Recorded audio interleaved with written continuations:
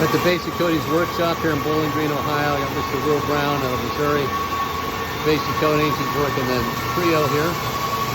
And an amazing machine. You can see coming across the steering bone pattern. Actually, kind of a chevron pattern, shall I say. Split. And you can see this machine is amazing. Come out here for the training next year, 2022. You're going to get to work all this equipment. Stay there. And more. Well, somewhat. You got to work it and a little bit. I don't want to sit on a spot. I'm going to just kind of work that area. Yep. Here at the Basic Coatings Workshop out here. Bowling Green, Ohio. What do you think, Mr. Jim Owen? Yeah? You coming out for the workshops in 2022?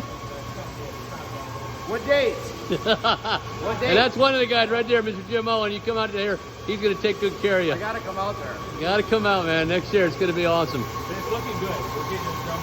Great job. Basic Coatings, Bowling Green, Ohio.